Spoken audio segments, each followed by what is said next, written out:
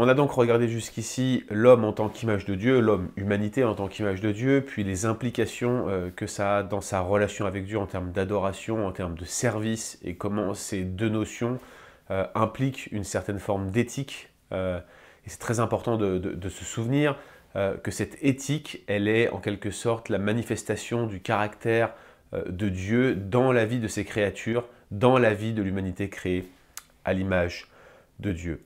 On va maintenant regarder dans cette troisième et dernière session de la section anthropologie de ce cours quelques éléments qui se réfèrent à la chute elle-même et à l'impact que cette chute a sur le processus relationnel que l'humanité entretient avec son Créateur et comment dans un certain sens elle rend nécessaire l'incarnation du Fils de Dieu et elle rend nécessaire son sacrifice, sa mort à la croix, sa résurrection. Jonathan Edwards disait « Vous ne contribuez en rien à votre salut, à l'exception du péché qui l'a rendu nécessaire. » Et c'est bien ce péché que nous allons examiner maintenant et ses conséquences sur l'ensemble de l'humanité créée à l'image de Dieu. Je le disais, hein, l'image de Dieu implique en quelque sorte une relation particulière de l'humanité avec Dieu, une représentation sur la terre, une relation spéciale au Dieu trinitaire et à Christ en particulier. Et je vous ai dit aussi que la chute n'a pas effacé l'image de Dieu en l'homme, ne l'a pas cassée irrémédiablement. Toutefois, le principe c'est qu'à cause du péché d'Adam, l'image de Dieu dans l'humanité a été obscurcie. Il faut bien comprendre que la chute, c'est réellement non seulement quelque chose qui attaque l'humanité créée à l'image de Dieu, qui affecte premièrement Adam et tout ce qu'il représente sur la terre, mais c'est aussi une attaque en quelque sorte contre la structure, j'entends par là l'ordre de la création. Dieu a créé le monde comme un système, j'allais dire, naturel, bien agencé, logique, qui fonctionne sous la régence, la domination de l'humanité, et la création était faite pour être soumise à l'humanité, comme l'humanité d'ailleurs l'était à Dieu, mais l'idée c'est que l'humanité étant l'image de Dieu, elle représente Dieu sur terre, et par conséquent, elle va manifester la domination de Dieu sur la création au travers de cette régence. L'homme doit régner sur cette création pour son bien, comme Dieu d'ailleurs domine sur l'humanité, règne sur l'humanité pour son bien. Il est notre roi, il est un bon roi, et nous étions appelés en tant qu'êtres humains à être un bon roi pour l'ensemble de cette création. De même, Adam devait servir Ève en subvenant à ses besoins physiques, en l'amenant à connaître la volonté de Dieu. Ève, de la même manière, devait avoir une réciprocité envers Adam, elle devait accomplir la volonté de Dieu en aidant Adam dans son mandat de direction sur l'ensemble de la création. Mais l'attaque de Satan, qui est décrite dans Genèse 3, qui vient d'ailleurs plutôt comme un animal, comme un serpent, plutôt que d'ailleurs que comme un ange de lumière, c'est intéressant qu'il vienne comme un animal qui devait être normalement soumis à l'homme. Il y a une première inversion de la création, et sa tentation envers la femme n'indique pas nécessairement son infériorité à Adam. Je parle de l'infériorité de la femme à Adam, ou même la faiblesse de la femme inhérente, mais plutôt l'importance de son aide envers Adam. Et en fait, en se concentrant sur la femme, en questionnant la bonté de Dieu, et en lui mettant le doute, et en passant par elle pour essayer d'amener l'humanité tout entière à remettre en question la bonté de Dieu, il renverse l'ordre créationnel, et Ève va conduire son mari, qui était juste à côté, je veux dire, sa responsabilité est pleinement engagée, mais elle va le conduire à se soumettre à un animal. Là encore, c'est un renversement de la création, et à se rebeller contre Dieu.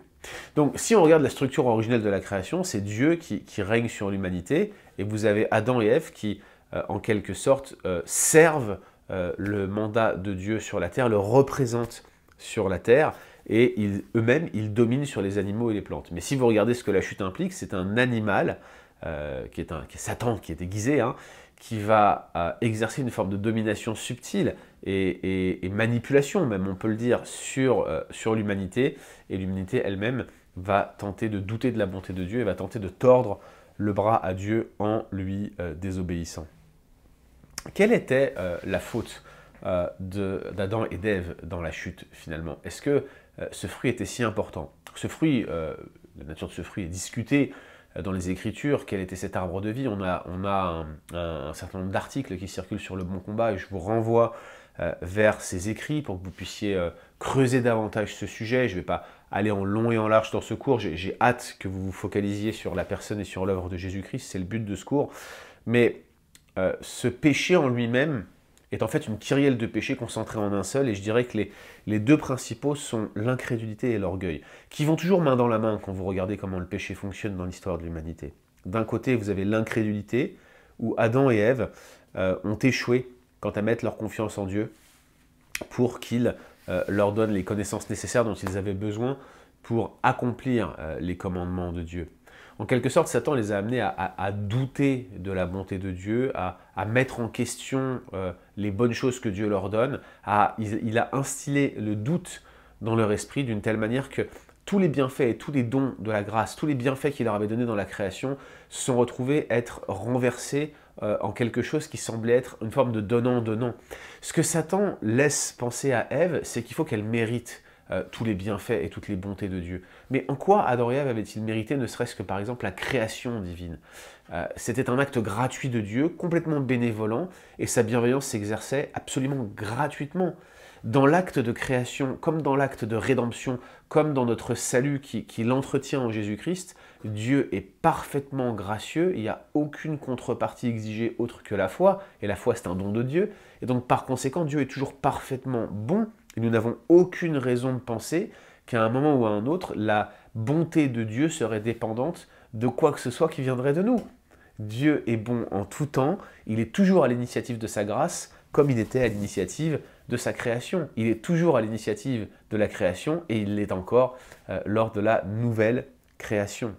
Et l'incrédulité d'Adam et d'Ève, c'est d'oublier de croire ça, c'est d'échouer, de faire confiance à Dieu, c'est d'oublier que c'est Dieu et lui seul qui peut leur donner les connaissances nécessaires dont ils ont besoin pour accomplir les commandements de Dieu. C'est le péché de l'incroyance. L'autre aspect de cette chute telle qu'elle est manifestée, c'est cet orgueil. Adam et Ève, finalement, rejettent complètement l'autorité de Dieu sur eux, et ils essayent de devenir comme Dieu. C'est la tentation que le serpent leur donne. Vous serez comme Dieu, Dieu le sait, il ne veut pas que vous le soyez. Il leur dit, il n'est pas bon, et il ne veut pas que vous ayez cette forme d'autorité. Et c'est ce qui séduit Adam et Ève. Ils sont séduits à la fois par la parole du serpent qui leur dit Dieu n'est pas bon, ils sont prompts à le croire, et ils sont également totalement séduits par l'idée de devenir enfin comme Dieu, de connaître le bien et le mal, et de pouvoir faire en quelque sorte ce que seul le Créateur pouvait faire. En quelque sorte, la chute conduit à tenter de gommer cette distinction entre créature et créateur, à s'oublier dans son statut de créature, et à essayer de prendre la place que Dieu seul peut occuper. Comprenez bien ici que, dans un certain sens, Adam et Ève se trompent complètement sur Dieu et sont promptes à croire quelque chose que nous croyons tous à un moment ou à un autre. Quand l'épreuve survient, quand les tentations nous submergent et que nous sommes presque en train de chuter, une des premières pensées qui nous vient à l'esprit, c'est que la souveraineté de Dieu nous les donne parce qu'on n'a pas été assez compétent, assez performant dans l'obéissance à sa parole ou dans l'application de ses commandements. Et c'est systématique et symptomatique à la fois d'un cœur qui doute de la bonté de Dieu. Je vous encourage à lire cet ouvrage excellent, Le Christ et ses bienfaits, de Sinclair Ferguson, qui a été traduit récemment en français. C'est vraiment, vraiment, vraiment très bon. Moi, je suis repris par ce livre parce que je vois comment mon incrédulité s'exerce au sein même de ma position sur la souveraineté. Je crois à la souveraineté de Dieu, j'en suis convaincu, et quand quelque chose de difficile m'arrive, je sais que c'est la main de Dieu qui me les donne, mais ma tendance naturelle va être de penser que finalement, c'est parce que je n'ai pas fait ce que Dieu m'avait demandé que je n'obtiens pas les bienfaits qu'il m'avait promis. Une chose est claire, c'est que les bienfaits de Dieu sont complètement indépendants de mes performances. Je ne suis pas capable d'obéir à Dieu par moi-même, et le fait même que je puisse mettre un pied devant l'autre, c'est la manifestation des bienfaits et des bontés de Dieu à mon égard. C'est quelque chose que nous ne devrions pas oublier. Et ce que nous ne devrions pas oublier également, c'est que Adam et Ève étaient dans un état de perfection au milieu du paradis quand ces choses leur sont arrivées.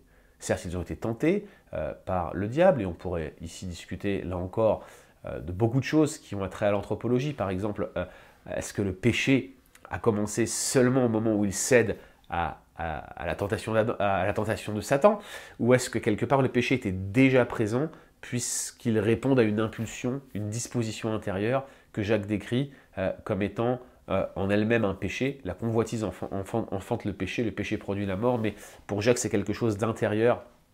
L'amorce de la propre convoitise dévoile l'existence déjà d'un péché interne qui est comme un crochet dans lequel l'hameçon du diable vient s'agripper. Et c'est réellement ici quelque chose qui est débattu parmi les spécialistes, mais il est évident que dans un certain sens, le péché était déjà là en Adam et en Ève au moment où ils se saisissent de la tentation du serpent et qu'ils mangent ce fruit. Simplement, souvenez-vous quand même qu'ils étaient dans un état de perfection, dans un contexte du jardin, de la communion avec Dieu direct, et ça ne les a pas empêchés de douter de la bonté de Dieu. N'oublions pas la promptitude que nous avons de douter de la bonté de Dieu. Et regardons l'exemple de Jésus, que vous allez voir notamment dans la partie sur l'obéissance active, comment il a continué à faire confiance à Dieu, malgré les circonstances, malgré les attaques du diable, malgré la tentation. Comparez la tentation de Jésus dans le désert avec celle d'Adam et Ève près du jardin. Ils ont été tentés près d'un arbre, au milieu de plein de courants d'eau, avec toutes sortes de fruits en abondance. Ils avaient tout ce qu'il leur fallait autour d'eux, qui aurait pu les satisfaire et les empêcher d'avoir envie de se tourner vers ce fruit que Dieu leur avait pourtant interdit, avec une mise en garde solennelle. Si vous y touchez, vous mourrez certainement, vous mourrez de mort certaine, littéralement. Et pourtant, ils ont été en mangés. Et notre Seigneur, notre Jésus, lui était dans le désert, accablé par la faim et la soif. Et tout ce qu'il trouve à répondre au diable, c'est « Tu ne tenteras pas le Seigneur ton Dieu ». Considérez la résistance de notre Maître aux tentations du diable et considérez votre incapacité à le faire en dehors de la grâce de Dieu. Voyez maintenant ce qui vous sauve. C'est l'homme parfait, c'est le Dieu homme, c'est Jésus-Christ et c'est l'objet de notre étude pendant ce cours transmettre. Ça tombe bien, n'est-ce pas? Donc la chute de l'humanité dans le jardin d'Éden, c'est un renversement de l'ordre de la création, c'est une inversion de l'ordre créationnel, de la structure de l'ordre créé, de la logique et de la cohérence de la structure que Dieu avait mis en place. Le diable vient attaquer le fondement de cela en parlant à la femme, en se manifestant comme un animal. Il renverse complètement la structure de la création. Les conséquences de la chute sont multiples. On pourrait citer beaucoup de choses, mais on parlera ici essentiellement de l'impact que la chute a eu sur l'humanité créée à l'image de Dieu. On parlera de la relation de cette humanité avec Dieu, cette humanité déchue, de sa relation avec les autres et du règne de l'humanité sur l'ensemble de la création. En ce qui concerne la relation avec Dieu, depuis que l'humanité a rejeté Dieu, nous avons littéralement perdu nos accès à lui. Je veux dire, nous sommes comme morts et nous ne pouvons pas accéder à Dieu, nous ne pouvons pas nous lever vers Dieu. Il est impossible de se tourner vers Dieu en dehors de la grâce de Dieu. Depuis que l'humanité a rejeté Dieu, tout accès à Dieu est impossible. Il y a la manifestation claire de cet état de fait lorsque Adam et Ève sont chassés du jardin et qu'un chérubin à l'épée flamboyante est placé à l'est du jardin pour les empêcher d'y revenir. La Bible décrit l'humanité comme étant séparée de Dieu. Éphésiens, d'ailleurs, on parle comme des enfants de colère. Nous sommes pécheurs, errants, comme des brebis. Chacun suit sa propre voie. Nous sommes éloignés de Dieu et par nature, nous ne pouvons pas être en relation avec lui. Il faut quelque chose qui nous réunit en réalité à ce Dieu. Ça, c'est la première chose que nous voyons, c'est les conséquences de la chute dans la relation avec Dieu, séparés de Dieu et des enfants de colère. Mais il y a aussi un impact dans la relation avec les autres.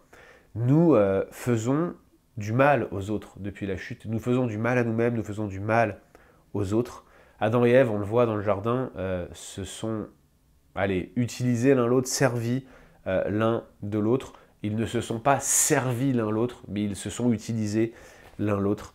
Et nous-mêmes, aujourd'hui, nous sommes égoïstes, frappés par la méchanceté, et nous nous servons nous-mêmes, et nous nous faisons mal les uns aux autres, nous nous mordons les uns les autres, dit l'Épître aux Galates. C'est la tendance naturelle de l'humanité, cet égoïsme, cette malveillance qui se voit comme à l'œil nu. Il suffit d'ouvrir les yeux dans ce monde.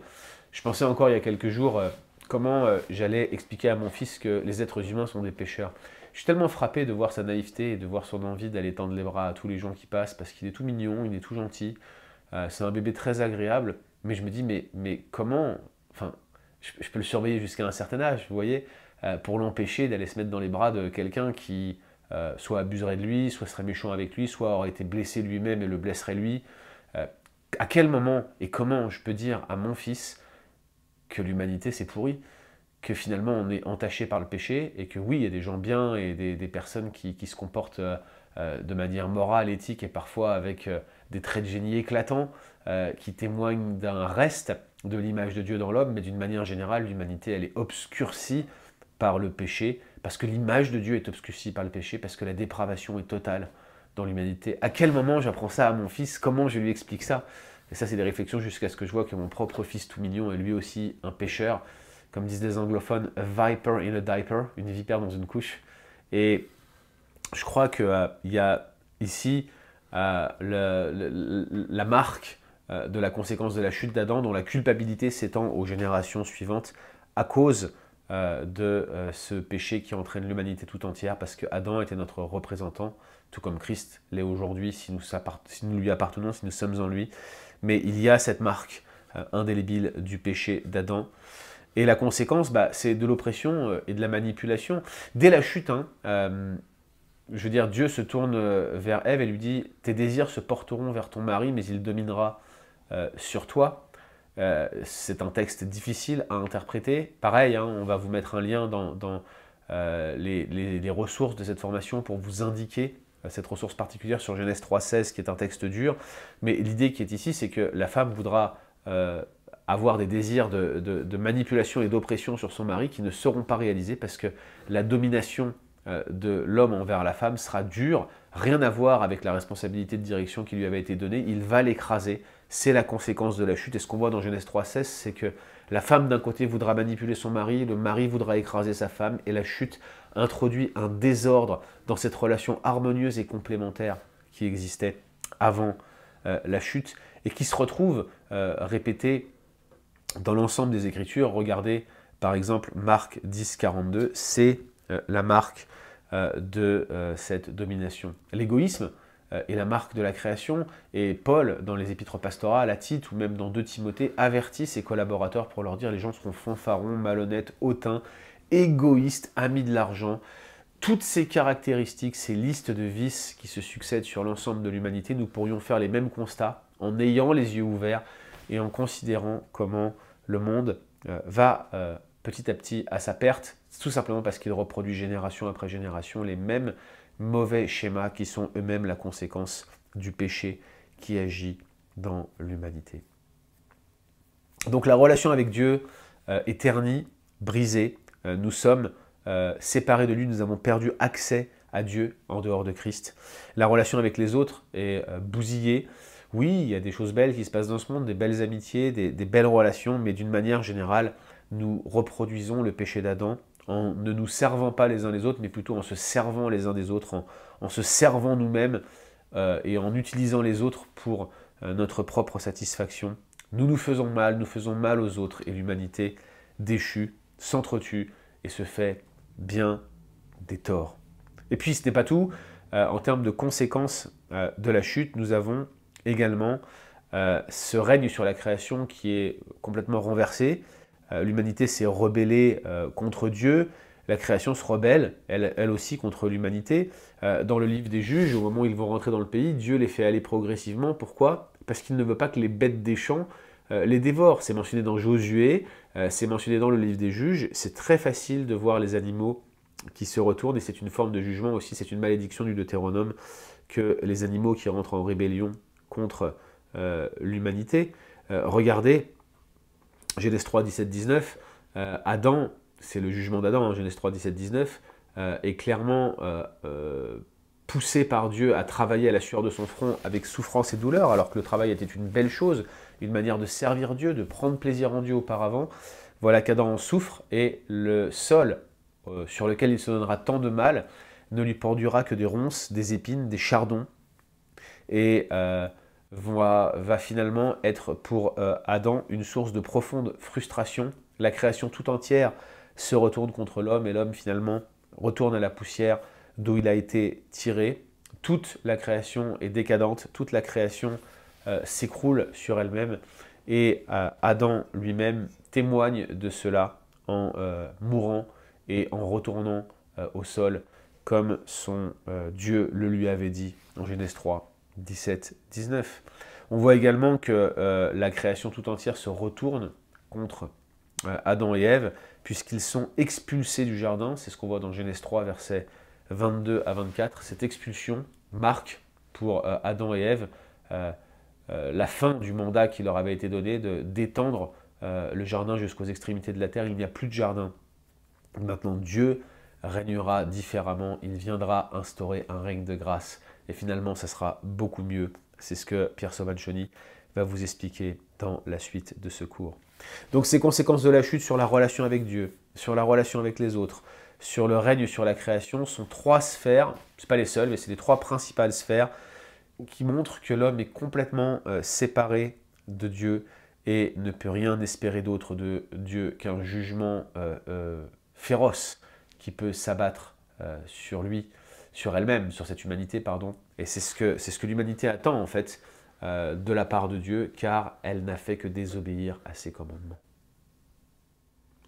Les effets du péché, les effets de la chute sur l'ensemble de l'humanité sont parfois qualifiés d'effets noétiques de la chute. C'est comme cela qu'on les appelle. Et en fait, les effets noétiques de la chute, c'est la corruption, c'est la décadence. Romains 1, typiquement, est le texte clé pour présenter ces effets noétiques, et ça présente le grand mal du péché sur l'ensemble de l'humanité. Plus en fait on pense à Dieu en tant qu'être humain déchu, plus notre pensée devient tordue et délirante. Et Romains 1 nous montre que nous finissons par adorer ce qui est en dessous de nous, les animaux. On adore la créature plutôt que le créateur, pardon, et nous nous éloignons de ce qui est au-dessus de nous, c'est Dieu. On l'oublie, on inverse la création, ne fait que reproduire ce que le diable nous a fait faire au commencement en Adam et en Ève, et on finit en fait par nous nuire à nous-mêmes, et on fait le mal au lieu de faire le bien. On confond le mal et le bien, on change le bien en mal, on se trompe, on oublie les distinctions, bref, on agit de manière irrationnelle, et c'est exactement le processus qui est décrit en Romains 1. Alors on peut être intelligent en étant non régénéré, mais nous manquons de sagesse, pas de n'importe quelle sagesse, il nous manque la sagesse de Dieu. À cause du péché, nous sommes incapables naturellement de nous tourner vers Dieu. Et Paul donne un exemple dans Romains 1, un exemple d'inversion par excellence de l'ordre créationnel, c'est le péché d'homosexualité, qui n'est pas un péché pire que les autres. C'est pas ce que Paul dit dans Romains 1. Il vous montre que dans Romains 1, cette inversion créationnelle qui a eu lieu dès le commencement, lorsqu'on a commencé à faire passer l'autorité d'un animal par rapport à celle de Dieu et de douter de la bonté de Dieu, elle se caractérise par l'idolâtrie, où on adore des créatures plutôt que le Créateur.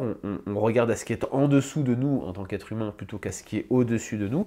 Et c'est pareil pour l'homosexualité, c'est une inversion du projet monogame et hétérosexuel voulu par Dieu dès le commencement. Elle ne comprend pas la complémentarité physique entre hommes et femmes. C'est un renversement de cette complémentarité physique et émotionnelle entre hommes et femmes. Et ce genre de confusion que vous avez dans l'homosexualité se retrouve dans n'importe quel péché commis par l'homme. Je crois que si Paul utilise le péché d'homosexualité dans Romains 1, c'est pour montrer comment cette inversion agit. Et c'est comme cela, ce renversement des valeurs morales, ce renversement de l'ordre établi par Dieu, c'est comme ça que le péché agit dans le cœur des hommes, et l'homosexualité en est en quelque sorte sa manifestation la plus claire, mais c'est ce qui se retrouve dans n'importe quel péché. Le plus tragique, c'est peut-être que à chaque moment où l'humanité déchue perçoit clairement la main de Dieu ou son œuvre, elle a tendance à lever la main contre lui et à se détourner de lui. Lors de l'Apocalypse, les hommes crieront « montagne tombée sur nous ». Ils demanderont un châtiment plus rapide pour mourir plus vite, mais ils ne se retourneront pas vers Dieu.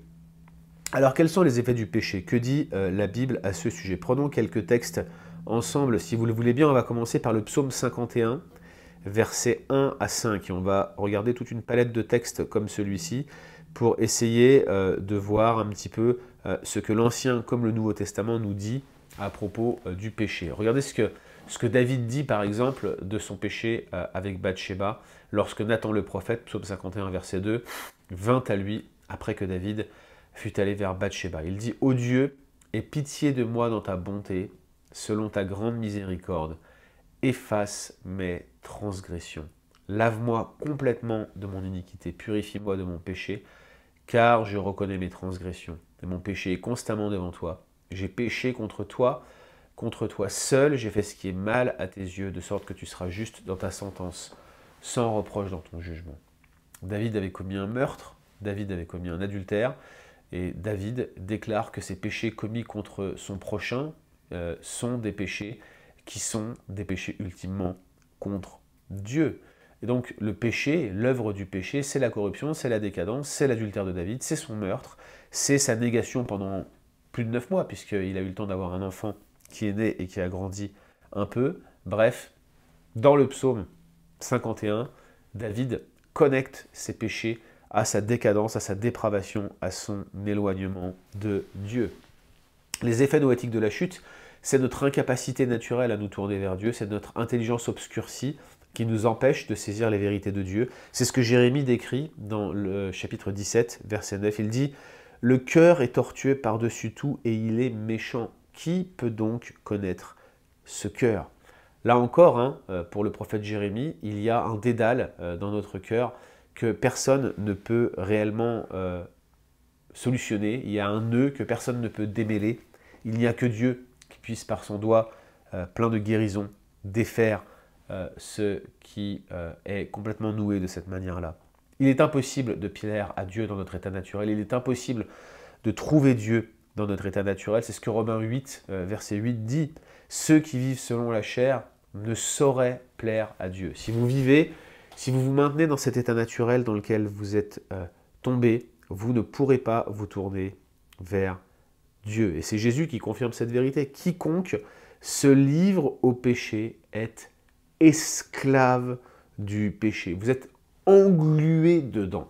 Vous êtes emmêlé dans le péché et vous ne pouvez rien faire d'autre que de mourir comme une mouche accrochée à ces pièges qu'on suspend au plafond, qui ont bon goût, qui sont délicieux pour elles, et puis une fois qu'elles s'y sont posées, elles ne peuvent plus s'en défaire. C'est un piège qui nous tue à petit feu. C'est le péché dans l'humanité et dans nos vies.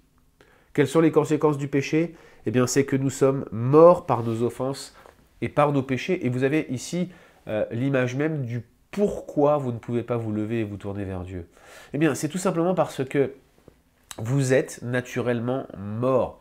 Pour vous tourner vers Dieu, il faut que Dieu vous rende la vie. La meilleure image que je pourrais vous présenter, c'est celle d'un homme qui frappe à votre porte et vous, vous êtes sur votre canapé. Oui, mais voilà, vous êtes mort.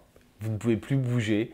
Vous n'entendez même pas les coups qui frappent à la porte parce que tout simplement, vous êtes déjà dans un autre état, celui de la raideur cadavérique, et vous ne pouvez pas vous approcher de cette porte et de même prendre conscience qu'on frappe, vous ne pourriez pas vous tourner vers Dieu. C'est une erreur de penser que l'homme a le pouvoir de se tourner vers Dieu de lui-même parce qu'il aurait un libre arbitre ou je ne sais quel pouvoir de volition pour se tourner vers Dieu. C'est faux. La Bible nous décrit comme étant mort à cause du péché, mort dans nos offenses, et nous avons besoin de quelque chose qui nous rend la vie si nous voulons à un moment ne serait-ce que saisir que Dieu s'adresse à nous. Pour nous parler, Dieu se sert en premier lieu de son esprit qui nous vivifie et qui nous rend capables, qui nous rend disposés à accepter la parole de Dieu en triomphant de notre rébellion et en nous amenant à entendre ce que Dieu a à nous dire. Un passage difficile également se trouve dans 1 Corinthiens 2, verset 14. L'homme animal, ou plutôt l'homme naturel, dit ce texte, ne reçoit pas les choses de l'Esprit de Dieu, car elles sont une folie pour lui, il ne peut les connaître parce que c'est spirituellement qu'on en juge. Personne ne peut discerner la parole de Dieu si Dieu ne le rend pas capable. Personne ne peut, en dehors de l'Esprit de Dieu, comprendre et recevoir l'appel de Dieu pour sa vie. Et donc la signification du péché, c'est que le problème de l'humanité repose dans notre nature et pas uniquement dans nos manières de fonctionner ou dans nos comportements. Il repose dans notre nature. Le problème du genre humain est intégré, hein, imbriqué dans notre manière d'être.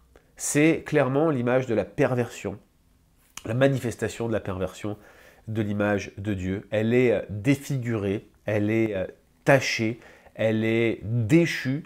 C'est l'image de Dieu dans l'homme, mais je le rappelle, elle n'est pas perdue. Nous demeurons des êtres humains, nous continuons d'être intéressés et tournés vers la gestion, la gérance de cette création. Nous avons au fond de nous-mêmes la loi de Dieu dans notre cœur, c'est ce que dit Romains 2,15, il y a l'œuvre de la loi dans notre cœur, et puis il y a ces bonnes relations que nous cherchons les uns avec les autres. L'humanité elle-même reste sociale et sociable, et dans leur grande majorité, les êtres humains veulent garder ces liens sociétaux, affectifs, les uns aux autres. Le péché de l'homme n'a pas triomphé du dessein de Dieu pour sa création, il y a un faible reste, il a maintenu dans sa grâce commune des éléments qui font que le monde est ferme, il continue à tenir et à poursuivre sa course et l'humanité se maintient et il donne sa grâce à quelques-uns pour illuminer ce monde perdu et pour les amener à le rencontrer et à se tourner vers lui. L'humanité est donc bénie, on le voit dans la Genèse avec les différentes généalogies où Dieu maintient sa grâce malgré tout, le peuple enfante, on promet en Genèse 3,15 qu'une descendance viendra et réglera une fois pour toutes le problème du mal. Et bien que Dieu ait mis la création en sursis, qu'elle soit en rébellion en elle-même contre l'humanité, que les animaux, on l'a dit, et les plantes se détournent de l'homme, eh bien Dieu nous permet également de comprendre que cette disruption, eh bien, elle a une portée jusque dans nos relations les uns avec les autres. C'est une forme de malédiction. Ces perversions de l'existence nous étouffent, nous conduisent toujours plus à être dégoûtés de ce monde. Je donnais un cours d'histoire des religions récemment et on parlait du bouddhisme, on parlait de la dukkha. C'est l'observation par les bouddhistes que la souffrance est inhérente à ce monde et que finalement, il n'y a rien de bon à trouver dans ce monde. Les chrétiens devraient être d'accord avec ça. Le livre de l'Ecclésiaste le dit, vanité des vanités des Ecclésiastes, tout est vanité. Quel bénéfice y a-t-il pour un homme sous le soleil, demande l'Ecclésiaste. Mais c'est la conséquence de la chute, tout ça. C'est la marque d'un monde déchu, c'est la marque de la défiguration, de la tache indélébile qu'il y a sur l'homme image de Dieu. Mais elle est toujours là, et même encore, nous, êtres humains, alors que nous trouvons le moyen d'empirer les choses, de pécher les uns contre les autres, de manquer de respect à notre création, nous sommes encore des êtres humains faits à l'image de Dieu. Nous sommes des êtres humains affectés par les effets noétiques de la chute, affectés par le péché. Mais nous sommes encore là en tant qu'image de Dieu. Nous existons encore en tant qu'image de Dieu. Donc dans l'humanité déchue, l'image de Dieu, elle est déformée, elle est abîmée, mais elle n'est pas perdue. Même déchus, on l'a dit, hein, les êtres humains sont décrits comme l'image de Dieu. Je vous rappelle par exemple Jacques chapitre 3 verset 9 qu'on a lu au module premier. Et en dépit de la chute, la grâce commune subsiste et Dieu continue de bénir l'humanité. Elle garde la domination sur l'ensemble de la création, certes challengée hein, par les rébellions de la nature, certes l'humanité continue de se multiplier et par là même de multiplier le péché, mais il y a cette promesse d'un sauveur, de cette postérité de la femme qui écrasera la tête du serpent que nous avons dès Genèse 3, 15. Il y a donc un appel pour nous à la foi, à placer notre confiance en Dieu, à l'humilité, à renoncer à l'orgueil, à prendre garde à l'incrédulité, à nous tourner vers Christ, à voir au travers du brouillard des effets noétiques de la chute pour discerner le plan de Dieu en Jésus-Christ, au travers du don de lui-même, au travers de l'incarnation, au travers de l'obéissance active de Christ, au travers de sa mort à la croix, au travers de sa résurrection. Et donc, après cette introduction rapide sur quelques grandes notions d'anthropologie, notamment autour de l'image de Dieu, eh bien, je vais laisser la parole à mon ami et collègue Pierre Sauvanchoni qui maintenant va introduire toutes ces données relatives à la personne de Christ avant de vous parler un peu plus tard de son œuvre. On reste disponible pour toutes vos questions. Merci de suivre ce cours. Que le Seigneur vous bénisse et à très vite.